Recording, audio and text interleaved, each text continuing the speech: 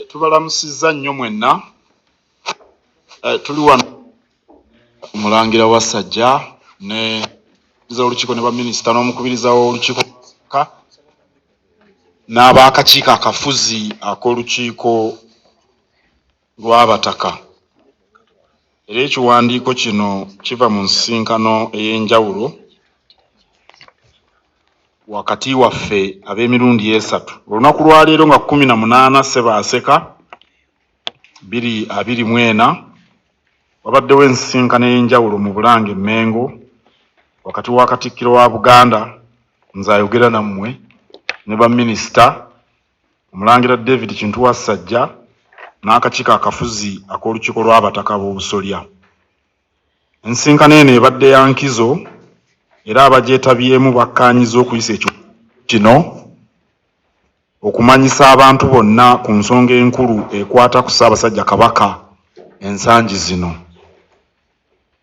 Mu myaka egiyise Ssaabasajja abadde mukosefu era ne kitawaanya obulamu bwe ne kitaataaganya n'emirimu gye.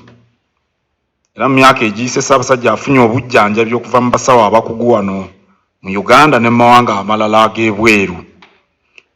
Abasawo abakugu ab'e Bugirimaani be yagenda okulaba mu Maachi 2024 baakiraba nti okufuna obuweerero bwa nnamaddala Ssaabasajja alina okumala ekiseera ng'awummuddemu era kisaanidde yeewalire ddala emirimu kubanga emirimu emingi gye gimuleetera okukoseka. Abakugu bano baalagirira Ssaabasajja bakugu bannaabwe abakolera emirimu gyabwe Namibia ne bamugamba nti walungi kubanga ayinza okuwummulirako eyo ate nga bw'afuna n'obujjanjabi. Ssaabasajja yasiima okuva e Bulaaya agende mu ggwanga erya Namibia era kinajjukirwa nti mu mwezi ogw'Akafumulampawu Katikkiro yategeeza Obuganda Ssaabasajja yaliko wabweru w'eggwanga ng'afuna obujjanjabi.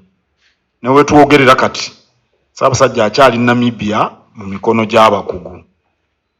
Kikulu nnyo era kisaana okukkaatiriza Ssaabasajja si mulwadde muyi era tali ku ndiri wabula yeetaaga ekiseera ekigere okwongera okuwummulamu ng'ali mu mikono gy'abasawo okusobola okusuukira ddala.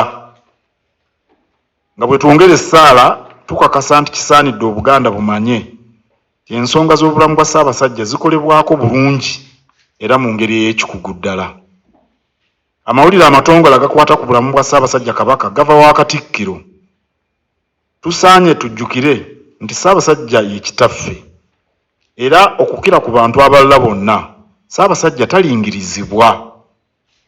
Amawulire agakwata ku bulamu bwe tegabeera ga kumukumu era tegafulumizibwa mu ngeri eweebuula ekitiibwa kye nga Kabaka oba n'okutyoboola eddembe lye ery'obuntu. Katikkiro, aboolya Olulangira n'abataka ab'obusolya baagala okwebaza abantu bonna aboolesezza empisa zaffe eŋŋanda ez'obugunjufu, obugumiikiriza n'obukkakkamu mu kaseera kano. Era bakubiriza Obuganda okwewala ennyo abatambuza obulimba n'eŋŋambo nga banoonya okusiga obukyayi, okweyawulayawula n'okunafuya Obuganda.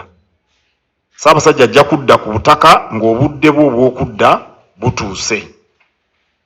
Awo nno tubeere bagumiikiriza era tuwonge Ssaabasajja Kabaka mu mikono gya Katonda ayongere okumusuusa.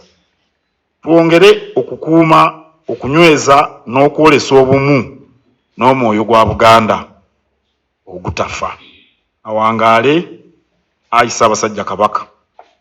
Omutaka Namwama Augustine Kizito Mutumba omukubiriza w'olukiiko lw'abataka, Omulangira David Kintu Wassajja ku lw'olulyo Olulangira, nange Charles Peter Mayiga Katikkiro. Nnaku z'omwezi 18 June 2024.